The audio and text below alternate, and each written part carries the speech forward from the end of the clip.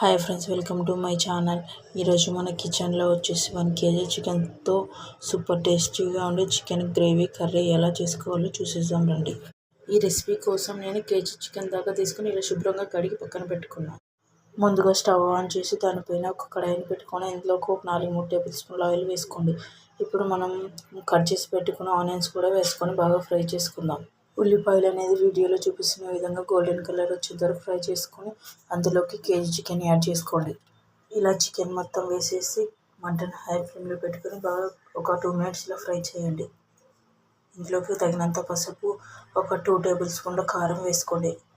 సరిపడా ఉప్పు, మీ టేస్ట్కి సరిపడా ఉప్పుని వేసుకోండి. ఇలా మొత్తం వేసేసి ఒకసారి బాగా అంతా కలిపేసేయండి. మీరు కారం కొద్దిగా ఎక్కువ తినేవాళ్ళనుకుంటే మీకు మరొక 2 స్పూన్ కూడా యాడ్ చేసుకోవచ్చు. ఇలా అంతా ముక్కలకు పట్టేలాగా కారం, పసుపు అంతా బాగా కలుపుకోండి. మరొక 5 నిమిషాల పాటు అలాగే మంటను మీడియం ఫ్లేమ్లో పెట్టుకొని బాగా కుక్ చేసుకోండి.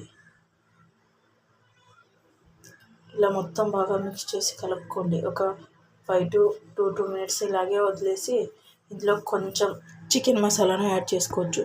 మీరు లేదంటే ఇందులోకి గరం మసాలానైనా యాడ్ చేసుకోవచ్చు.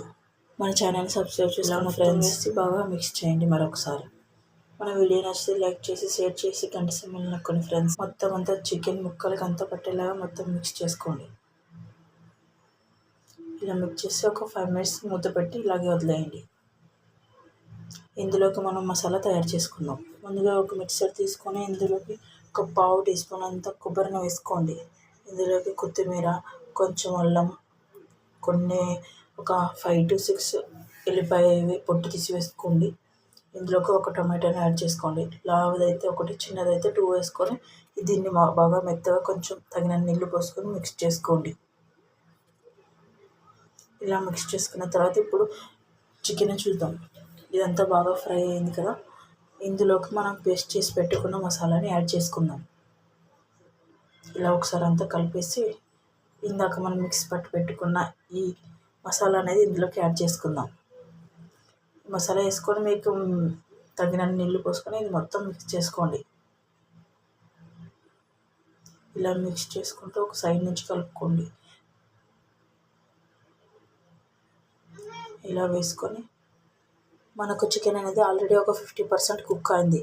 ఇది ఒక మసాలా వేసుకొని మరొక 50% కుక్ చేసుకున్నామంటే మేము మూత పెట్టి ఇలా తీసి ఒకసారి చూసామంటే చూసారా, ఆయిల్ నుంచి ఎలా సపరేట్ అయిపోయింది మొత్తం చికెన్ అనేది. ఇలా ఒకసారి అంతా బాగా కలిపేసి మీకు ఒకవేళ ఇందులో టేస్ట్ చూసుకొని ఒకవేళ కారం ఏమైనా ఉప్పు తక్కువైంది అనిపిస్తే పైన లైట్గా కారం కానీ ఉప్పు కానీ యాడ్ చేసుకోవచ్చు.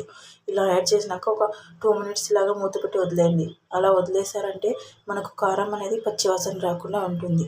ఒకవేళ మీకు తక్కువ అనిపిస్తే వేసుకోండి. నాకైతే పర్ఫెక్ట్గా సరిపోయింది. ఇప్పుడు చూసారా చికెన్ ఎంత బాగా గ్రేవీగా ఎలా ఉడుకుతుందో, ఇలా ఆయిల్ అనేది ఎంత సపరేట్ అయిపోయిందో చికెన్ నుంచి.